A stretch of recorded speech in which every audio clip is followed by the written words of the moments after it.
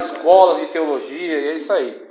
Então vou ler aqui, Fundamentos Inabaláveis de Norman Geisler, a página é a 27, acerca da verdade. O que Norman Geisler nos dá aqui? Acerca da verdade. 27 aqui no... Não, aqui no meu livro, na apostila 31, exatamente. Na apostila é 31. Vamos lá, vou ler aqui para vocês para enriquecer o conhecimento de vocês. Veja só. O que é a verdade? Segundo Aristóteles, a filosofia começa com o desejo natural que todos têm de conhecer a verdade. Todavia, o desejo de conhecer a verdade é uma coisa, mas encontrar a verdade é outra completamente diferente. As aparências podem ser enganosas. Muitas coisas parecem verdadeiras, mas na realidade não são. À primeira vista, uma haste de aço imersa numa vasilha de água parece torta, mas não é torta.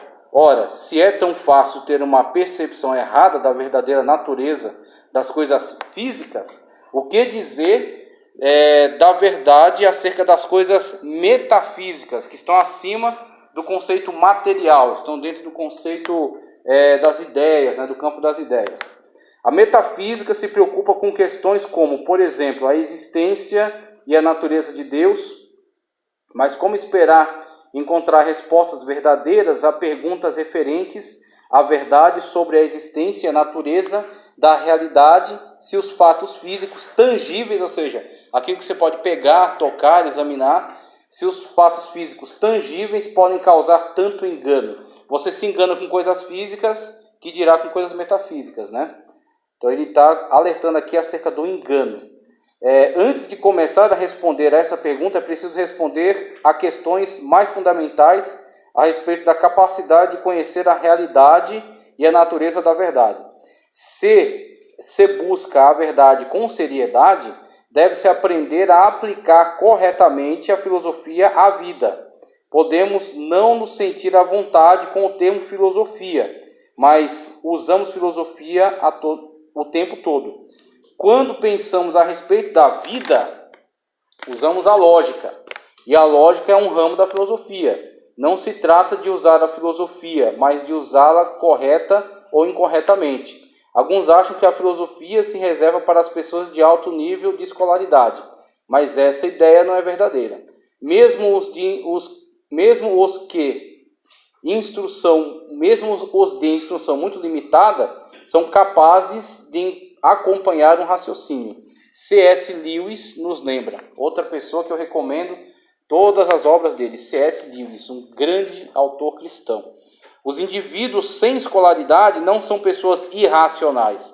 Descobri que eles vão aguentar e podem acompanhar muito de uma argumentação prolongada, se você caminhar devagar. Em geral, na verdade, a novidade desse procedimento, pois raramente se encontra nessa circunstância antes, dá-lhe prazer. Agora, claro, a capacidade dele de percepção dos argumentos é um pouco mais lenta, porque ele não tem um contato diversificado com diversos conceitos. Então, para você explicar para uma pessoa com escolaridade mais baixa, você tem que colocar uma linguagem mais acessível e tem que ir mais devagar, para ela poder ir construindo conhecimento a partir dali. Então é isso que ele quer dizer. Ela tem lógica, mesmo que ela nem se imagine ser uma filósofa, ou que seja lógica, mas ela pratica a lógica no seu dia a dia. Então veja que o conhecimento da verdade também requer muita responsabilidade e requer a aplicação da lógica, da filosofia. C.S. Lewis, Lewis compartilhava da convicção dos antigos gregos de que a filosofia, por definição, tem de ser prática e significativa. Entendiam os helênicos que a filosofia era tão útil para o artesão inculto da época quanto para o estudioso metafísico. Logo, não precisamos nos desviar independentemente da história escolar do indivíduo. A filosofia pode vir a ser uma ferramenta muito importante. A palavra filosofia é composta de duas palavras gregas, philéu, eu amo, e sophia, sabedoria. É interessante observar que philéu significa a espécie de amor que se tem por um amigo. O verdadeiro filósofo ama a sabedoria como se fosse uma amiga muito íntima. Os gregos combinaram essas duas palavras com a intenção de designar um tipo característico de exercício mental, o exercício da razão, na busca da verdade. Isso aí, a grande busca do exercício da filosofia, a busca pela verdade. Homem de Deus, Pai do Senhor. Pode-se também compreender a filosofia como uma inquirição, aqui ó, inquirição e análise, pode-se também compreender a filosofia como uma inquirição e análise das realidades fundamentais de nossa existência, entre as próprias palavras e os conceitos que constituem a linguagem cotidiana. Aliás, filosofia é o empenho de empreender um exame racional e consciente das reivindicações da veracidade de qualquer sistema de crença. Todavia, se a verdade não existe, por que se importar com a filosofia? Pense em todos os filósofos e livros de filosofia do mundo hoje. Se a disciplina acadêmica da filosofia é esvaziada da verdade, então os filósofos estão numa busca vã. Pode ser, pastor, tudo bem? Senhor? Então os filósofos estão numa busca vã. Deve haver algo gravemente errado com os filósofos que escrevem e falam a respeito do amor por um amigo chegado que não existe. Aí onde entra a autoeliminação daquelas ideias filosóficas que atentam contra... que atentam contra a objetividade da verdade. Que dizem que, na verdade, que dizem que a verdade não existe. Que era apenas uma construção social relativa, tá certo? Ela é apenas uma invenção, é uma aparência. Então, se ela não existe, logo o grande propósito da filosofia está esvaziado. Se está esvaziado, a filosofia é uma atividade vã e a sua própria prática é completamente inútil. Então, esvaziar a verdade da objetividade é simplesmente autoeliminar a filosofia. A primeira e principal hipótese que deve fazer todo aquele que procura respostas podem ser encontradas respostas verdadeiras? Alguns negam que existam respostas verdadeiras. O problema com a concepção é que ela se presume verdadeira. Olha só. Então, a concepção criada que diz que não existem respostas verdadeiras, ela se presume verdadeira. Se ela se presume verdadeira e se ela estiver certa, então a verdade existe. Ela diz, a verdade não existe, é uma invenção. Só que esta afirmação se julga verdadeira. Se ela for verdade, então a verdade existe. Ela se autocontradiz, né? Ela se autoelimina. O problema com essa concepção é que ela se presume verdadeira. Se fosse, seria uma premissa autoanulável. Se um indivíduo acredita que todas as visões da realidade são falsas, então sua visão também deve ser falsa. Porque se fosse verdadeira, todas as visões seriam falsas. Negar a existência da verdade é confirmar-lhe a existência. A verdade é inevitável. Portanto, a declaração de que se podem fazer declarações verdadeiras a respeito da realidade é uma declaração justificável racionalmente. Se a verdade e a realidade são inevitáveis, então de que modo elas se relacionam? Qual é a ligação entre a natureza da verdade e a natureza da realidade? No capítulo 1, usamos a lei da gravidade para ilustrar uma verdade. Dissemos que mesmo se Newton não tivesse descrito a gravidade, a realidade da existência dessa lei não se alteraria. Ou seja, ele apenas descreveu a lei, mas ele não inventou a gravidade. A gravidade já estava aí presente. É como os números da matemática, as operações da matemática. Mesmo que ninguém houvesse descoberto as operações da matemática, todas elas seriam verdadeiras. Porque a pessoa não simplesmente inventou, ela descobriu. Elas já estavam presentes aí, já estavam na natureza. Se a realidade existe independentemente de nosso conhecimento, então a verdade deve estar ligada ao processo de investigação e descoberta de um atributo da realidade. Quando investigamos e descobrimos algum aspecto da realidade e fazemos afirmações precisas a respeito dele, falamos a verdade. De modo contrário, quando fazemos declarações que supostamente correspondem à realidade, supostamente, mas não correspondem, não falamos a verdade. O que é a verdade? Por definição, a verdade é a expressão, o símbolo ou a declaração que corresponde ao seu objeto ou referente, que corresponde à realidade. Então, a verdade corresponde à realidade, ou corresponde ao seu objeto. Ele está declarando algo, está declarando alguma coisa acerca de algo. Se essa declaração corresponde ao objeto, ela é verdadeira, tá certo? Ela está de acordo com a realidade. Vamos ver, encerrando aqui. seja um conceito abstrato ou concreto. Quando a afirmação ou expressão diz respeito à realidade, ela deve corresponder à realidade para ser verdadeira. Não obstante, há muitas declarações e concepções da realidade, porque deveriam os cristãos crer que têm a única opinião correta? As pessoas não deveriam interpretar a realidade por si mesmas e pessoalmente decidir o que é verdadeiro individualmente? No que diz respeito à religião, a verdade não é questão de preferência pessoal e, portanto, relativa. E aí você tem a questão da investigação da verdade, a correspondência entre a verdade e a realidade. Quando a declaração corresponde ao objeto, ela é verdadeira. E a relação disso agora com o campo da religião, que é onde entra a nossa investigação, ética cristã. Tá? Então, página 31, a gente começa aqui, né, com essa leitura de Norman Geisler, um dos grandes autores aí, apologista, doutor em filosofia, doutor em teologia. Então, os livros dele são muito recomendados, tá? Tanto Fundamentos Inabaláveis quanto Ética Cristã também, de Norman Geisler. Ó, a página 31. Ó. Em filosofia, o conceito de verdade é muito mais abrangente do que popularmente conhecemos. O fato é que nós, humanos, estamos rodeados de limitações. Por sermos finitos, consequentemente, somos impossibilitados de compreendermos cabalmente as infinitas verdades de Deus. Olha o que ele está discutindo aqui. Então veja, nossa discussão aqui, a partir da leitura de Norman Geisler, ele já mostrou que, às vezes, a nossa percepção sobre manifestações do mundo físico são equivocadas. Como ele deu exemplo, se você pegar uma massa de metal e colocar dentro de um copo com água, quando você olhar o reflexo, parece que ela está torta. Ela parece estar torta, mas ela não está. É simplesmente uma confusão causada aí pela imagem refletida através da água. Então veja que a nossa percepção sobre coisas físicas sofre alguma alteração, né? Às vezes nós não podemos ter a percepção correta. Agora, se a gente, partindo daí, investiga o metafísico, ou seja, aquilo que está no campo abstrato, no campo das ideias, ou no campo da fé, vamos colocar assim, nossa investigação certamente terá que ser com muito mais cautela, terá que ser orientada, e aí nós temos a situação na qual nós dependeremos da revelação, porque nós estamos limitados pelo mundo físico, pelo tempo e pelo espaço.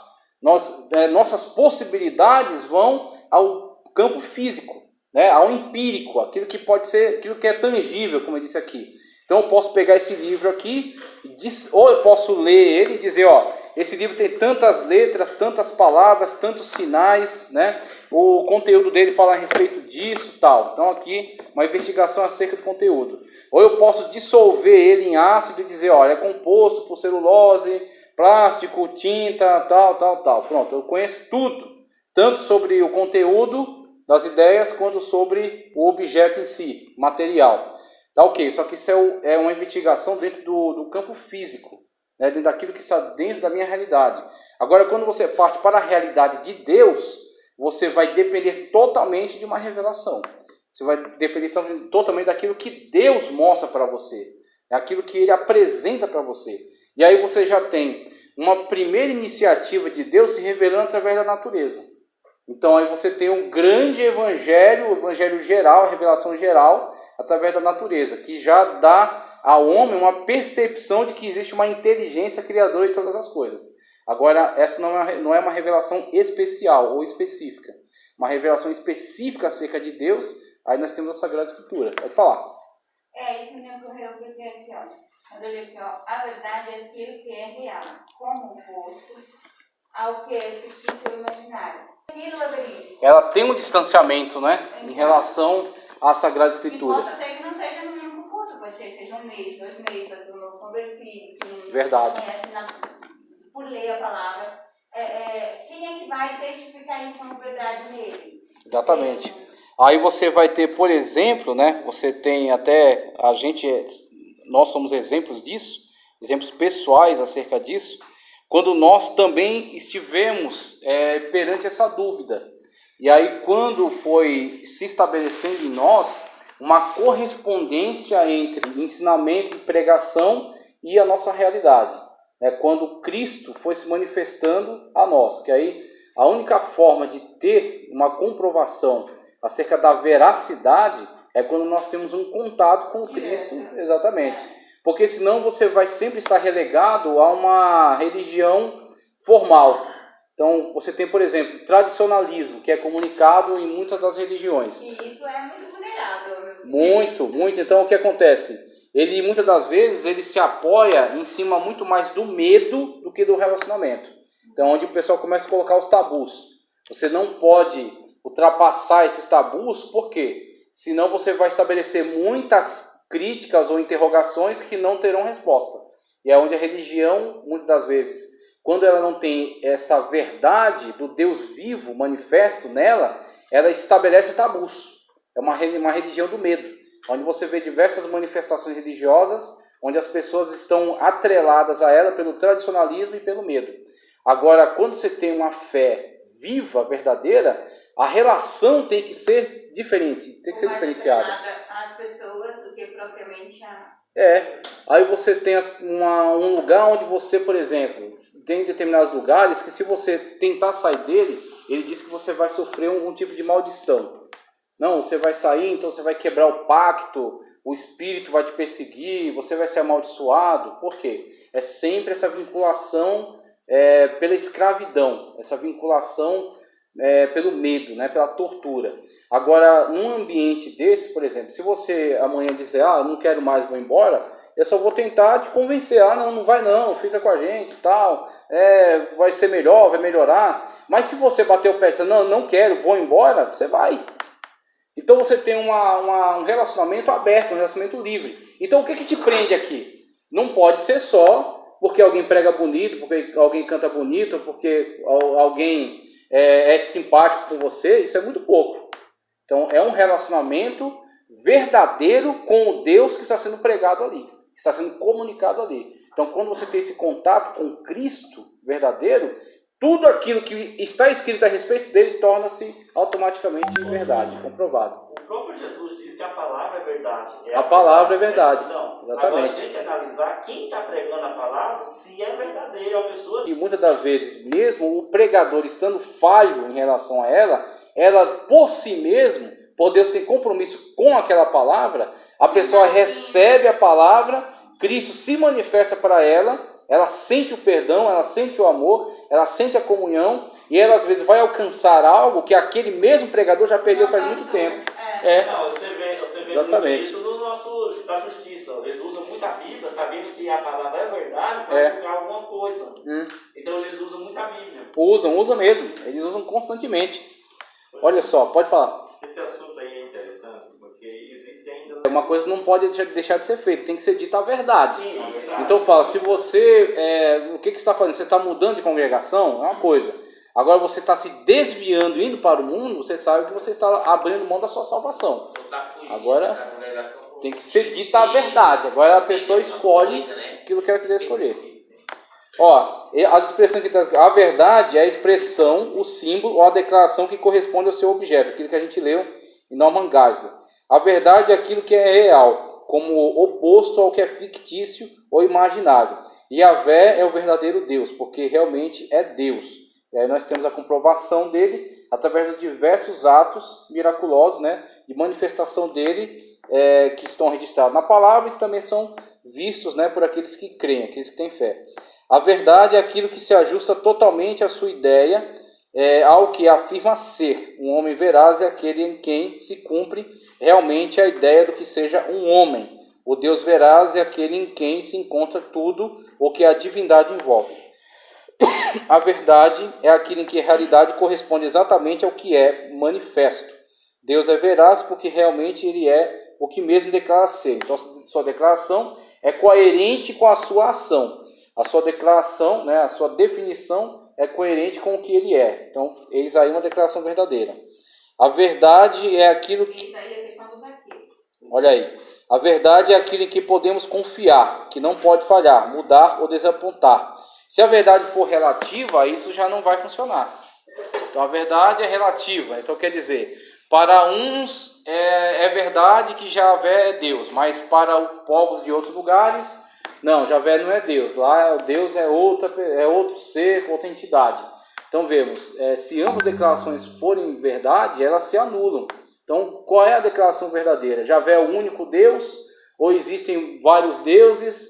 Ou existe um Deus para cada lugar? Então veja, para sustentar a afirmação de que Deus é o único Senhor e não existe outro fora de mim, necessariamente cobrada a posição de que as demais declarações se cairão por terra, né? Se colidirão com esta verdade. Então as declarações tornam-se falsas. Você tem aí a questão de que quando você começa a analisar a forma como Deus se manifesta na Bíblia, você vai ter que tomar esse cuidado, você vai ter que ter essa percepção de que com essa declaração há um comprometimento também com essa forma de ver, essa forma de enxergar a revelação bíblica. A verdade de que Deus é o único Senhor. A verdade de que não há Deus fora de mim. Então, se não há Deus fora de mim, consequentemente, os outros estarão errados. Aí onde entra uma dificuldade, principalmente para o cristianismo verdadeiro, em relação ao chamado sincretismo, né, e ao chamado ecumenismo. Então, o ecumenismo ele só pode ser admitido quando você começa a relativizar. Então, você relativiza. Olha, o que é verdade para mim não necessariamente é verdade para o outro. Pronto, já não temos uma verdade objetiva. Já temos uma verdade fluida, né? Cada um vai ter a sua percepção sobre a verdade, cada um vai construir a sua própria verdade, uma verdade situacional, por exemplo. Então, uma verdade que é verdade nesse momento não é necessariamente verdade no próximo. Então, pronto, não há mais algo firme e garantidor. É como você vai passar um cheque. Hoje o pessoal usa pouco, né, o cheque. Mas você vai passar um cheque. Aí você passa o cheque lá, você sabe, eu tenho $1 milhão na conta. Aí você passa um cheque, a pessoa recebe, ele vê o nome do banco, é um banco importante e a sua conta é antiga. Ele fala, não, tem algumas características, né, de credibilidade aqui. Aí ele recebe. Por que ele recebe? Porque ele sabe que existe ali uma verdade objetiva. Uma verdade objetiva na qual o banco é uma instituição séria, comprometida com a sua marca, e por você estar naquela conta, ele pode até fazer uma checagem, ligar, fulano de tal, é correntista daí? Sim, é correntista daqui há muito tempo. Pronto, então ele já tem mais um elemento aí através do qual ele investiga a verdade. Mas se a verdade for relativa, ou seja, ou se for situacional, hoje você tem essa conta, mas amanhã o banco diz, não, mas a gente resolveu que ele não tem mais essa conta, esse dinheiro foi para outra coisa, e a gente vai dar outro jeito aqui. Então, o cheque que você passa hoje, que hoje é válido, amanhã já não vale mais. Ou então, você se casou com uma pessoa, você firmou um contrato de casamento no cartório, né, as entidades religiosas celebraram e tal, você é casado com essa pessoa. Então, isso é verdade hoje. Aí, quando a pessoa acorda amanhã, diz, eu acho que não vale mais a pena estar casado. Não é estar casado mais não, tá? Eu vou conhecer outra pessoa lá. Aí, quando você chega de noite em casa, já tem outra pessoa no sofá, já mudou os móveis, não, mas cadê? A gente não estava casado? Não, mas era a verdade hoje, mas hoje não é mais. Quer dizer, uma verdade relativa é autodestrutiva em relação a toda a realidade. Então, as pessoas, por mais que elas sejam filósofos que declarem a existência da relatividade na verdade, a existência da verdade situacional, eles não vivem conforme isso. Por mais que eles escrevam livros e deem palestras, eles querem passar o cheque e a conta continuar, o valor continuar na conta e confirmando ali, né, saldando o cheque. Eles querem chegar em casa e a pessoa com quem ele firmou um contrato de casamento há 20 anos continuar cumprindo ali aquele contrato. Ele quer que a realidade seja objetiva, mesmo que ele declare nas palestras que a verdade é relativa e que ela não existe.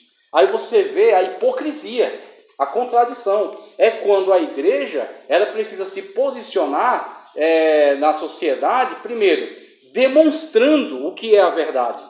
Mostrando que a verdade é objetiva, sim, a verdade é sólida, a verdade não é relativa, ok? E mostrando o que é viver conforme essa verdade, tá certo? Viver em coerência com ela, porque aí ele vai ser um contraste, vai ser um choque. O maior testemunho da igreja não é com palavras, é com ação, que é onde ele vive essa verdade. A verdade não é relativa, é objetiva, sim, sim e não, não. O que passar disso é de procedência maligna. Tanto que Jesus desaconselha o jurar. Porque o que é o jurar? Essa questão do jurar, ela é incorporada quando o seu comprometimento com a verdade já está fraco. Então você precisa endossar a sua palavra com um juramento. Porque o juramento causa como que uma perplexidade na pessoa com quem você está jurando. Você fala, eu juro pela minha mãe morta. E está jurando por uma coisa que não é sua. Aí a pessoa, exatamente, fala, ele está jurando pela mãe dele morta. Aí entra um elemento místico também, né?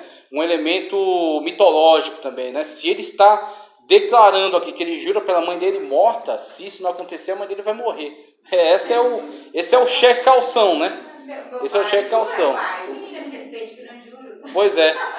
Aí onde entra, quem precisa ficar ligando, né? Ficar acrescentando juras às suas palavras? Quem a palavra não tem força. Quem a palavra não tem autoridade, né? Exatamente. É que nem o pessoal dizia antes, era na ponta do bigode, né? Então, comprometia ali, a pessoa tinha aquelas características de hombridade, né? Então, uma vez que ela deu aquela palavra, é como a própria Bíblia Sagrada diz, o justo, né, quando ele se compromete com algo, mesmo com dano seu, a sua palavra ele cumpre. É onde entra uma palavra que tem peso, que tem autoridade, né? Onde a pessoa não precisa endossar ela com juramento, onde Cristo aconselha, nem pelo altar, tá certo? Nem pelo templo, nem por Jerusalém, não jureis por nada, mas que a tua palavra seja sim, sim e não, não. Então aquilo que passar disso não vem da parte de Deus e não pode fazer parte da sua vida. Júlio, mas se você for olhar pelo Antigo Testamento, mesmo... Para quem? Para quem não tinha o que Elias tinha. Elias precisava de sinal? Não, mas não. o povo precisava. Exatamente. Aí o Deus que Elias estava falando era verdadeiro. Aí onde entra, olha... existe pessoas aqui que não creem mais em Deus, que agora precisam de hoje sinais. a pregação é para quem? Exatamente. Aí Elias não precisa de nenhum sinal, Elias conhece Deus. Sim. Então ele sabe o Deus a quem ele serve. Aquele sinal é para os de fora, para os externos. Aí onde entra a igreja, quando ela começa a sua atuação, você vê sempre a pregação e os sinais. Os sinais, eles não são somente sinais miraculosos, são sinais também da fidelidade daquelas pessoas em relação à palavra. Então você tem o testemunho e você tem os milagres.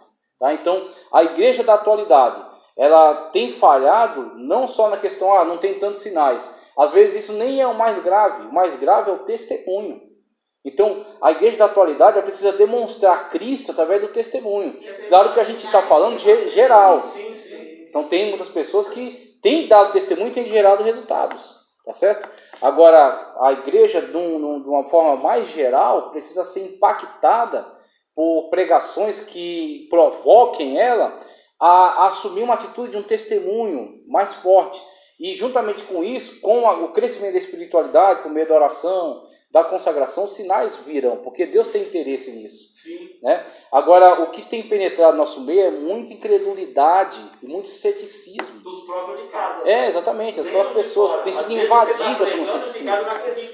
Exatamente. Então, o que acontece? Quando você tem esse ambiente onde as pessoas se voltam ou ignoram ou se voltam contra mesmo, você tem assim uma divisão. Então, quando você tem essa divisão, você perde muito de manifestações que você poderia ter se o povo juntasse numa fé só. Mas tudo isso vai sendo trabalhado pela palavra, vai sendo trabalhado pelo ensino, pela pregação, né? Você tem que se posicionar e tem que pregar mais a respeito. Aí você vai instigando, vai instigando. Sem a pregação, sem a palavra, sem a profecia, a igreja se corrompe. Aí ela vai se perdendo, esses temas vão sumindo. Ela vai pensando em outras coisas, né? Mas isso tem que ser resgatado. Tem que ser constantemente resgatado.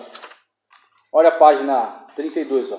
A verdade deve ser mantida inviolada. Primeiro, deixa eu ler aqui os versículos que eu coloquei, que tratam acerca da verdade. Tem ali, ó, os Salmos 119 e 142. A tua justiça é eterna, a tua lei é a verdade. Então, quando a Bíblia Sagrada ela trata a respeito disso, ela coloca sempre Deus como um fundamento inabalável, né? Um fundamento, algo certo, algo que não pode ser movido. Tá? Então, é algo assim que pode dar garantia a tudo aquilo que é transitório no mundo. Porque o mundo, a nossa realidade é transitória. Ela muda constantemente. Então, o homem de hoje não é o homem de ontem. É como a pessoa diz, a pessoa não se banha 2 vezes no mesmo rio. Então, é transitório, é sempre transitório. Então, onde está algo sólido? O salmista diz, a tua justiça é eterna. Ou seja, a justiça de Deus mudou a sociedade, não interessa. A justiça de Deus continua sendo a mesma. Deus continua cobrando as mesmas coisas, Deus continua requerendo a mesma justiça, a mesma atitude, porque Deus não muda, porque Deus é perfeito e a tua lei é a verdade. Então, dentre as variações, as modificações que a mente humana possa produzir, a lei de Deus, ela vai estabelecer aquilo que é a verdade definitiva, tá certo? Então, alguns pensamentos vão caminhar junto com a lei de Deus, vão coadunar com ela, e outros pensamentos vão contrastar com ela. Independentemente das invenções humanas, a lei de Deus permanece, a verdade. Aí você tem aquelas coisas que são fixas e inabaláveis, a justiça eterna e a lei é a verdade. E conhecerão a verdade vos libertará. João 8,32, declaração do Senhor Jesus Cristo. Então, quando você entra em contato com a verdade que é Cristo, ela é suficiente contra toda e qualquer argumentação. Porque você tem com os filósofos, né, as pessoas com alta erudição, eles conseguem, inclusive teve um que escreveu um livro, acho que foi Arthur Schopenhauer, ele escreveu um livro, olha só o título, Como ganhar uma disputa sem ter razão. Não é tendo razão, é sem ter razão.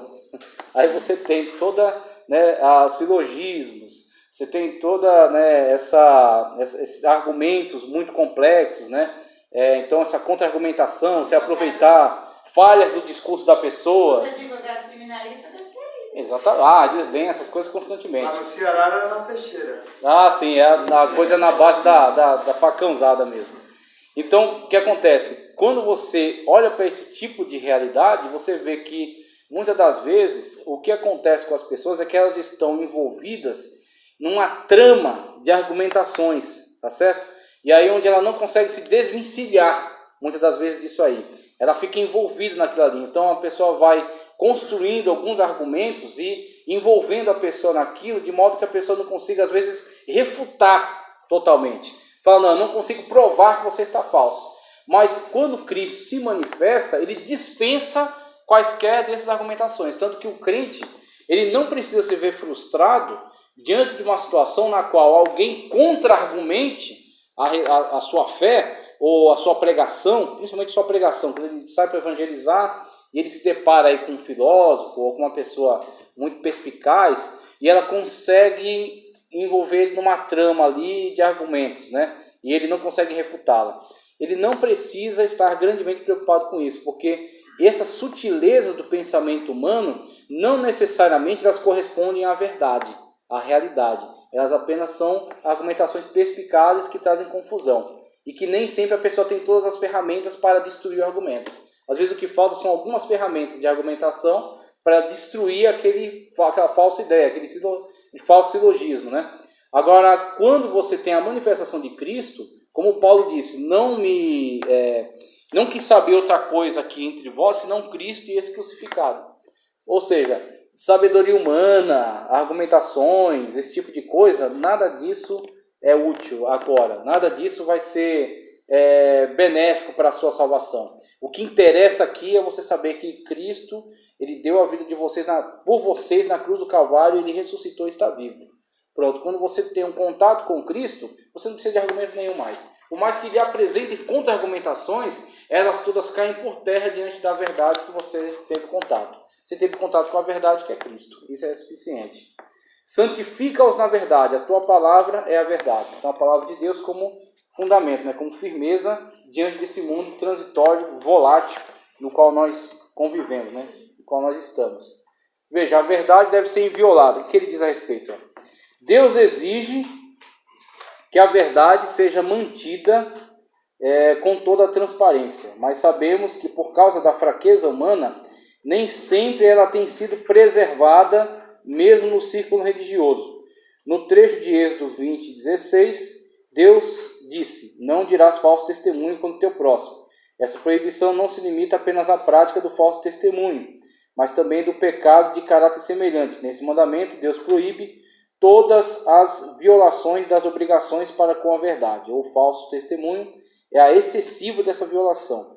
O mandamento de manter a verdade inviolada pertence a uma classe distinta dos que se relacionam com o sábado, com o matrimônio ou com a propriedade. Esses últimos se baseiam nas relações permanentes dos homens em seu atual estado de existência. não são imutáveis em sua natureza. Deus pode a qualquer momento sustá-los ou modificá-los, mas a verdade é a todo tempo sagrada, porque é um dos atributos essenciais de Deus, de modo que tudo que milite contra ela e lhe seja hostil se opõe à própria natureza de Deus. Aí você entra aqui nessa questão acerca da verdade inviolada. Você observa, por exemplo, que Cristo, o Senhor Jesus Cristo, ele lutou muito para que isso fosse de fato respeitado, para que isso fosse preservado. Uma das orientações que ele traz, quando ele está dialogando com os discípulos, ele fala assim: acautelai-vos do fermento dos fariseus. Acautelai-vos do fermento dos fariseus. Quando ele fala isso, os discípulos no primeiro momento não compreendem qual era a chamada ali, né? O que ele estava alertando. E aí eles pensam que Cristo está falando concretamente acerca de pão, acerca de ter mantimento. E é onde Cristo ele assevera, né? Ele chama a atenção de uma forma mais incisiva. E quando ele fala para tomar esse cuidado, quando você olha, por exemplo, para a realidade dos religiosos da época, você percebe que não é difícil nós acabarmos nos assemelhando a ele, quando nos deixamos envolver pelos mesmos vícios. Então, o problema do mundo religioso, né, das pessoas que estão envolvidas dentro de um ministério, dentro da igreja, estão militando, né, dentro dessa carreira, é que eles têm que tomar sempre muito cuidado com a vaidade. Quando eles começam a crescer ou começam a ter uma certa importância, começam a ter uma certa relevância e começam a crescer aquela vaidade, aquele amor à sua própria imagem, sabe? A querer autopromover-se. E aí, quando entra esse tipo de sentimento, você vê os fariseus, eles se deixaram inflar com esse tipo de sentimento de vaidade, esse tipo de sentimento de autopromoção. Então, os fariseus e os escribas, né? Os saduceus, que eram mais ligados ao sacerdócio. Então, você via essas pessoas, muitas das vezes, elas comunicando uma imagem que não correspondia à realidade. Então, é onde Cristo os chama de sepulcros caiados, né? Porque por fora tem uma imagem que ele construiu. Ele faz questão de manter aquela imagem intocada, né? Aquela imagem muito bem apresentável. Só que não necessariamente aquilo correspondia à sua verdade. A verdade que estava dentro dele, né? A realidade do seu ser. É onde Cristo fala, olha, isto aqui que eles estão manifestando é esse fermento. O fermento é a massa podre que é acrescentada à massa nova e que promove nela um crescimento por causa das bactérias, né? E aquela massa, ela cresce, ela parece ser mais do que ela parece ser maior, né, ter mais conteúdo do que realmente ela tem. E é onde Cristo diz, cuidado com isso, né? Isso não pode fazer parte da sua vida. Esse fermento, essa falsidade, essa mentira. E é onde os religiosos têm que tomar muito cuidado com isso, porque muitas das vezes, ele, para promover a sua fé, ele sai destruindo todas as manifestações de verdade que ele tem fora da sua concepção religiosa. E é onde você tem que entender que onde quer que a verdade se manifeste, ela só pode prover de Deus. Porque Deus é a base sólida, firme para a manifestação da verdade. Quando, por exemplo, um cientista faz algo que preste, não foi por causa do demônio. E também não foi por causa da pecaminosidade humana, que só produz destruição. Foi por causa de algum elemento de Deus presente nele, porque ele é a imagem e semelhança de Deus, mesmo que defeituosa. A imagem e semelhança de Deus foi afetada pelo pecado, mas não foi totalmente apagada. Então, aonde quer que se manifeste, ali está a verdade. E muitas das vezes, o religioso tem que tomar cuidado para não sair destruindo toda e qualquer manifestação da verdade, onde quer que apareça, só porque não foi dentro da sua igreja. É onde você tem que tomar cuidado. A verdade, ela é mais sagrada até, como ele coloca aqui, do que outros mandamentos posteriores que podem ser modificados por Deus. Então Deus falou, ó, é assim que vai ser, vai se casar assim, vai viver assim, vai fazer assim, assim, assim, assado. Só que a forma como ele coloca aqui, que é até um tanto ousada. Deus, se ele quiser, pode modificar isso aqui, mudar as regras do jogo. Não vai ser assim, vai ser assim, assim, assim, assim, assim. Só que em relação à verdade, ela é imutável, porque ela é oriunda da própria realidade de Deus. É Deus que dá garantia à verdade. É Deus que dá solidez à verdade. Ela só é verdade porque ela corresponde à realidade de Deus. Tá certo? Então a verdade, ela tem que ser buscada e preservada. Nós temos que ter muito cuidado com isso. A sinceridade, a realidade, nossa mensagem corresponder à nossa verdade, nossa pregação ser primeiro vivida para depois ser comunicada. Pode falar. E por que Deus procura pessoas? Às vezes, oportunidade a essas pessoas pregarem antes do tempo é a própria igreja, que quer se beneficiar de alguma coisa deles. É que nem o pastor até comentou no culto. Ele falou, um tempo atrás, alguns lugares ainda deve ser assim, mas um tempo atrás se valorizava muito pessoas com os testemunhos mais terríveis do mundo. Por quê? Eles queriam tirar dali um benefício, que era um tipo de propaganda. Eles estavam usando essas pessoas como um meio de propaganda. Então, muitas das vezes a pessoa ela vinha para o Evangelho porque Cristo chamou todos. Vinde a mim todos que estáis cansados e oprimidos, e eu vos aliviarei. Então a chamada é para todos. O lugar certo do endemoniado, da prostituta, do ladrão, do assassino, da pessoa corrupta, o lugar certo dele é na igreja. Onde ele vai vir aqui é um hospital. Você tem o médico dos médicos que vai trazer a cura para ele. Ele vai ser restaurado. Só que ele vai entrar num processo de crescimento espiritual, de maturidade. Quando ele crescer espiritualmente, ele crescer em maturidade espiritual, aí ele pode comunicar alguma coisa. Mas muitas das vezes a igreja não espera essa maturação. Ela quer logo usar a pessoa como meio de propaganda. É onde entra o equívoco. É que nem jogador de futebol. O que é jogador de futebol? É cantor. Ele levantou a mão e aceitou a Cristo, amanhã ele está em cima de um púlpito. O que ele sabe? O que ele tem para ensinar? Então, ele tem um testemunho. A gente pode até dar uma oportunidade. Vem cá, conta o teu testemunho. Muito bem, conta o testemunho e desce. Porque você vai ter que aprender. O que você tem para ensinar? Você acabou de vir do mundo. Então, a única coisa que ele tem é um testemunho. Isso ele tem. Então, ele vai, conta o testemunho, volta para o cantinho dele e aprende. Agora, as pessoas esperam isso? Não. É onde eles querem usar a pessoa como propaganda. Às vezes, para o próprio prejuízo da pessoa. Que ela não tem maturidade para aquilo. Fala uma besteira, a gente tem que corrigir para o bem da igreja. Às vezes você vai corrigir para o bem da igreja e dela mesma. Só que às vezes ela não tem maturidade para aceitar a correção. A própria pessoa que faz isso, ou o próprio pastor que faz isso, ele não está com a verdade. Não está. Ele tem outros objetivos. Tem outros propósitos. Ele tem o couro grosso, ele aguenta. É que o senhor já viu para mim. Não se deve mentir. Pega a neve daqui, ó. Não se deve mentir quando somos obrigados a falar a verdade. Olha só o que ele diz aqui. Primeiro texto. O texto ali. A verdade deve ser inviolada. Respondeu Jesus. Eu sou o caminho, a verdade e a vida. Ninguém vem ao Pai senão por mim. Então, uma vez que Cristo se coloca com essas características, ele não diz que é uma verdade, né? Ele não diz que é um caminho. Então, o cristão, ele comprometido com essa mensagem, certamente ele vai ter muitos problemas em relação ao mundo. Ele compra uma briga mesmo com o mundo, porque ele está automaticamente, quando ele crê que esta palavra é a verdade, que Cristo de fato ele é o caminho, os outros estão desautorizados, né? Cristo é a verdade, então ele é a definição máxima da verdade. Então os outros que falarem coisas que entrarem em contradição com isso aqui são automaticamente mentirosos. Então o cristão ele tem um compromisso muito sério, né, com a verdade.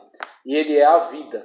Pois nada podemos contra a verdade, mas somente em favor da verdade. 2 Coríntios 13:8.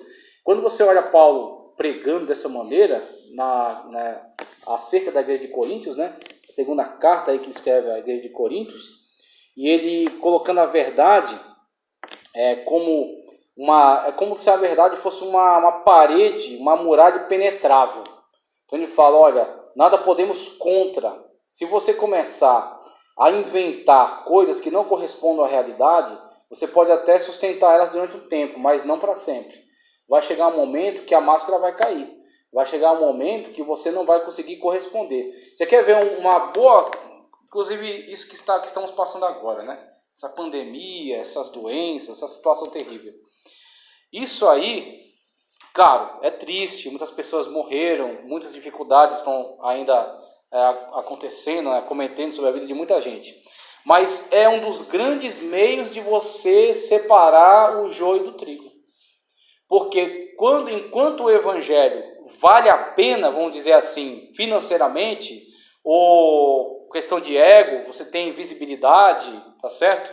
ou você se beneficia de alguma coisa da que está ali, enquanto o evangelho vale a pena nesse sentido, entre aspas, você vê muitas pessoas falsas, hipócritas, mentirosas que estão associadas ali e que não saem dali, ficam sempre ali atrapalhando o caminho.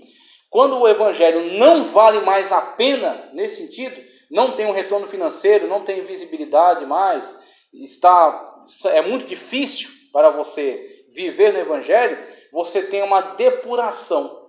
Você acaba vendo muitas pessoas que eram mentirosas, hipócritas e falsas, elas vão saindo. Porque não temos mais aquele benefício que tiramos daqui.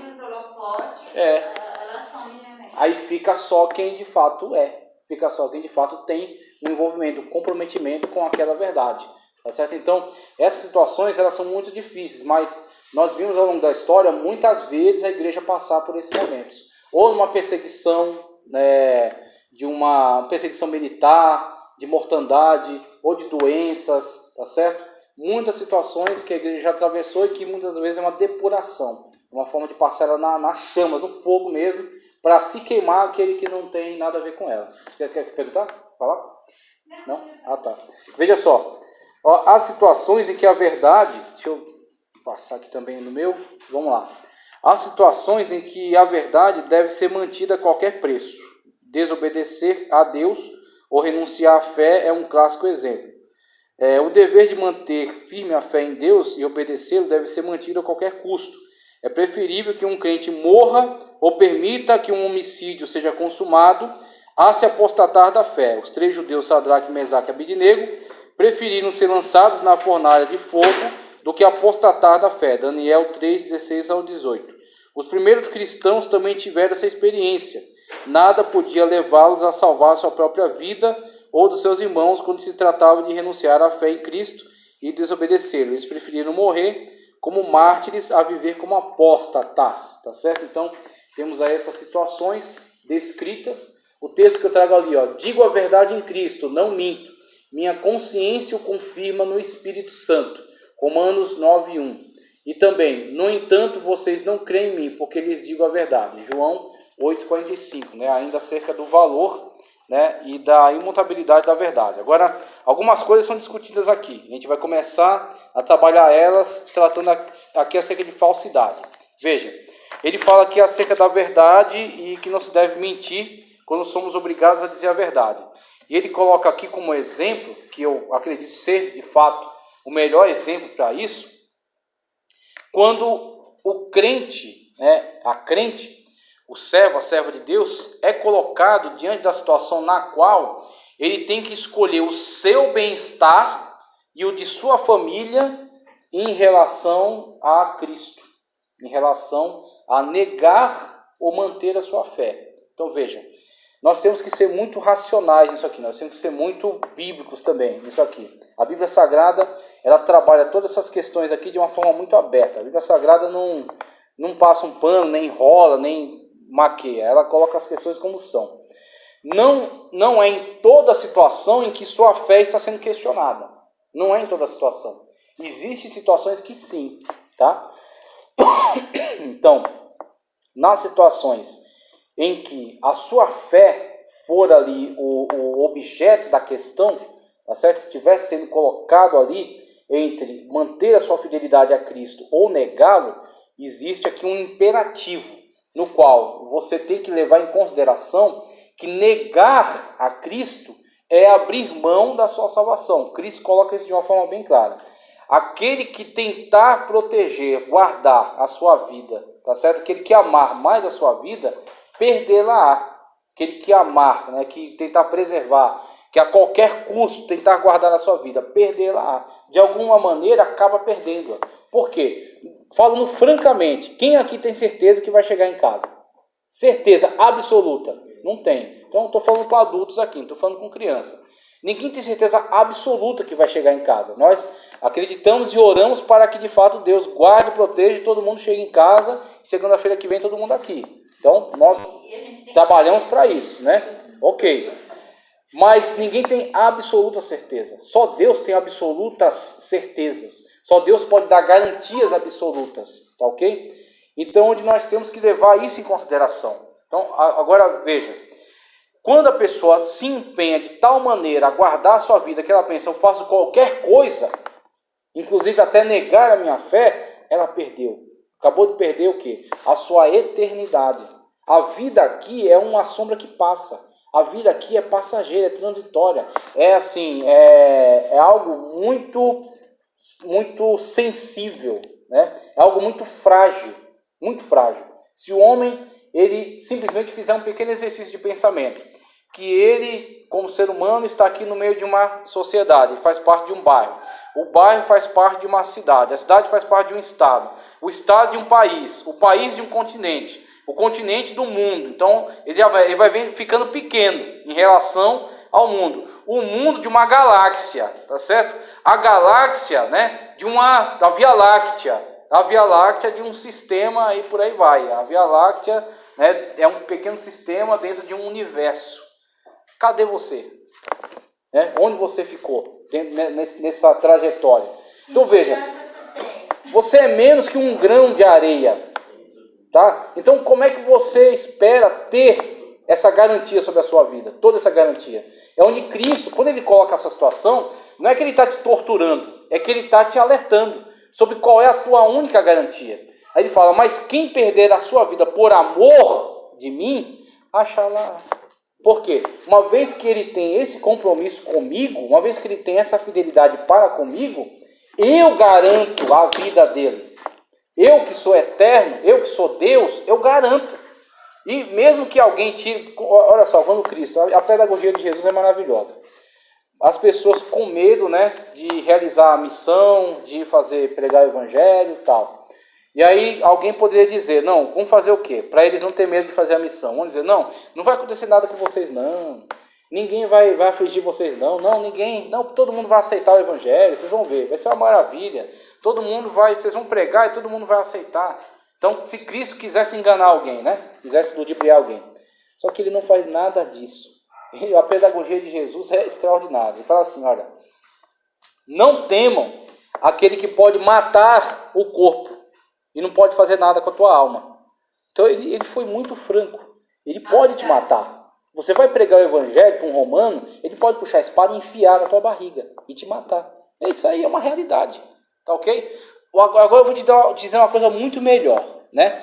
Antes temei aquele que pode matar o teu corpo e mandar a tua alma para o inferno. Um romano, ele pode até tirar a tua vida, mas ele não pode tocar na tua alma, porque a tua alma está comigo, né? A tua vida eterna, quem garante sou eu, né? A minha ressurreição na cruz do Calvário garante a tua ressurreição no último dia, ok? Então veja, você está tendo medo da pessoa errada, essa que é a questão. E o relacionamento com Deus de uma pessoa madura, ela envolve isso também. A pessoa pensa que Jesus é só um tipo de relacionamento de fim de semana, de postar no Facebook. O relacionamento com Deus é um pouco mais que isso. Então ele fala, Jesus disse, você está tendo medo da pessoa errada. Não é dos romanos que você tem que ter medo. Não é dos gregos ou dos bárbaros. Não, eles são coisa pequena, eles não são nada. Você tem que ter medo do Deus a quem você serve. Esse sim, porque esse é dono de todo o universo. Ninguém pode se esconder dele. Como Davi disse, coisa dura é lutar contra Deus. E Jesus Cristo disse para Paulo, duro é para ti recalcitrar com os aguilhões. Ou seja, esse Deus que é dono de todo o universo, é a ele que você tem que ter medo. Então aí você vai ver, você vai obedecer a Deus, né? Não por causa de medo, mas por causa de amor. Porque o seu relacionamento com ele é no nível de amor. Mas se você quiser dar as costas para Deus e fazer tudo errado, aí você vai se encontrar com Deus de juízo. Aí você vai ter medo. Tá certo? Então, o relacionamento com Deus é o relacionamento com alguém que pode garantir a tua vida eterna. Só que para garantir a tua vida eterna, existe um relacionamento de fidelidade, que é exigido, que é cobrado. Aquele que me negar diante dos homens, eu negarei diante do Pai e do Santo dos Anjos. Ou seja, não tenho nada com ele. Mas aquele que me confessar, eu o confessarei. Aonde você vê, você vai colocar quem como tua prioridade? O amigo do trabalho, o teu chefe, o país, a polícia, ou Deus, né? Ou Cristo. Fala, não, eu vou confessar Cristo, porque eu sei, mesmo que confessar Cristo me traga consequências, mas Cristo me confessa. Fala, é meu servo, é minha serva. Então, mesmo que ele perca a vida aí, Cristo garante a sua eternidade. E a tua vida, como na comparação que eu fiz, você em relação ao universo, que não é menos que nada, né? Uma coisa assim, como é que Deus se importa com um ser humano? Como é que Deus se importa com um indivíduo? E conhece ele, conhece a história dele e sabe que todos os cabelos da sua cabeça estão contados. É uma loucura, é uma coisa assim absurda. E mesmo assim Deus se importa com o indivíduo, né? E se o indivíduo tiver essa noção da sua pequenez e da sua insignificância diante do universo, ele vai buscar a única garantia que ele tem, que é Deus.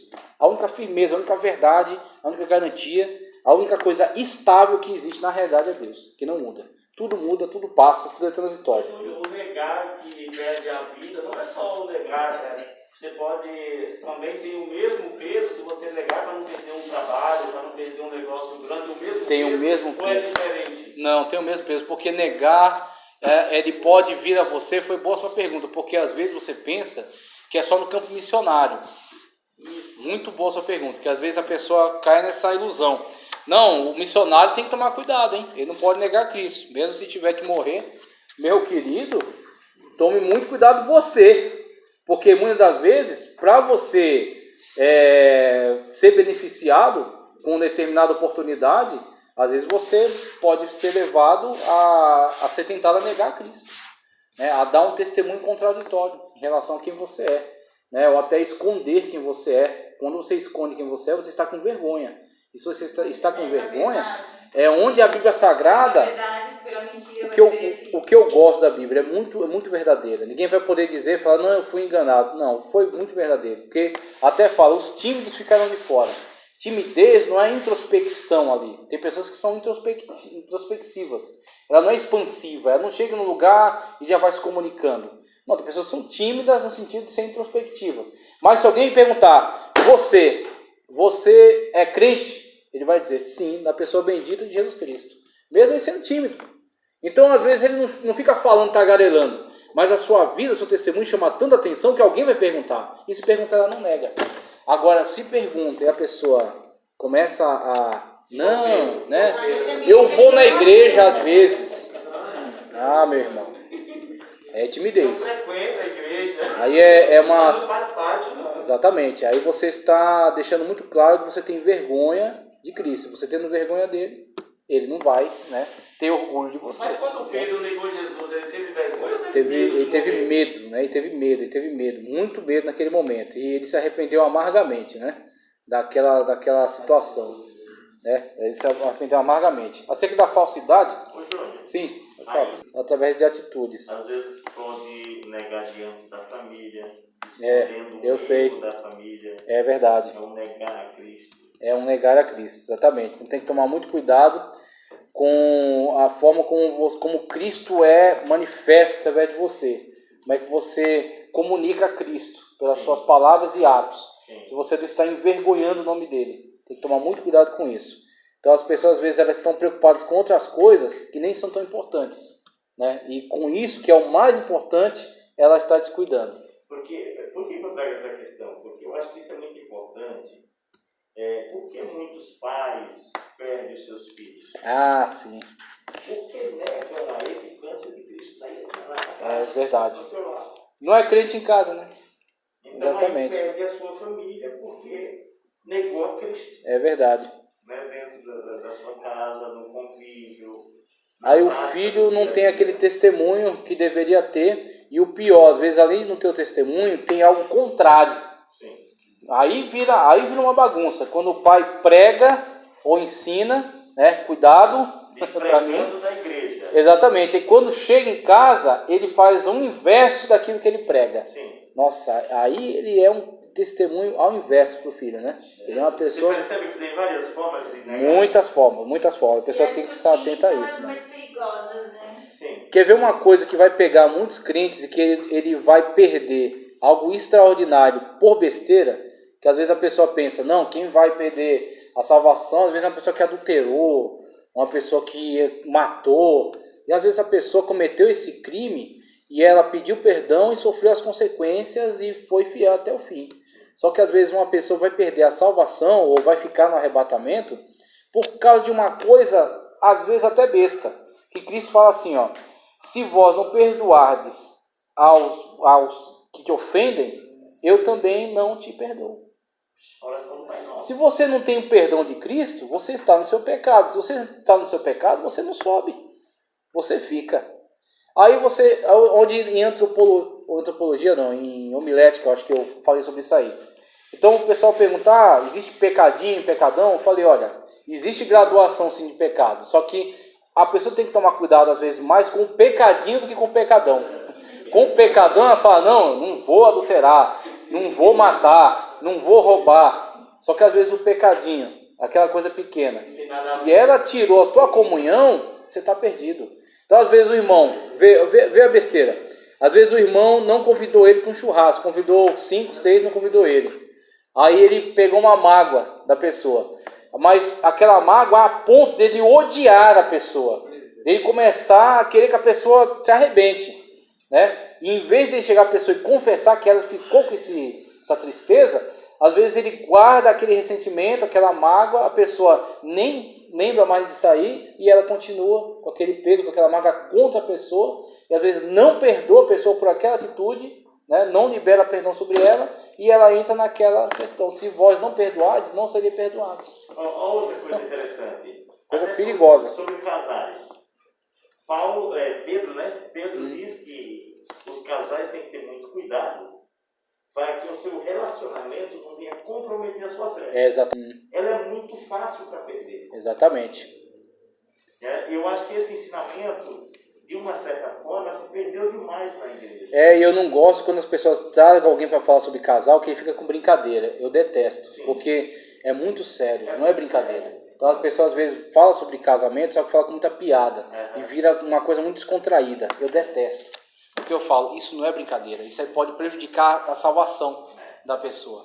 E onde ela precisaria ser alertada de uma forma mais incisiva, né, acerca da necessidade que ela tem de perdoar o seu cônjuge, de ser perdoado, de ser sincero, de restabelecer a comunhão no casamento, de satisfazer as necessidades para que a pessoa não tenha uma quebra de comunhão e assim Deus não receba aquelas orações. Então tem que ter todo esse cuidado, porque é algo muito sério. E aí as pessoas às vezes tratam como brincadeira. E tem pregadores aí que fazem brincadeiras para descontrair, tem um bem famoso aí. Eu não estou contra ele, só que eu digo que você tem que tomar cuidado, que existe a hora da brincadeira e existe a hora de falar sério.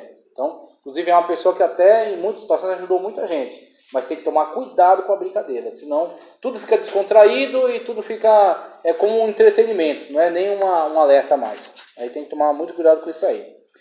Falsidade, que ele fala aqui, O que é falsidade? Poderíamos dizer que falsidade é engano, mentira, fingimento, hipocrisia, etc.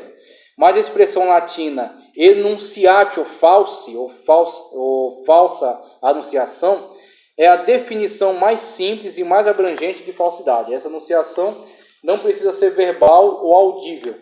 Um simples gesto ou um mero sinal pode fazer o mesmo efeito de uma frase dita oralmente. Às vezes o gesto é mais contundente que a expressão oral, pois o nosso corpo também fala.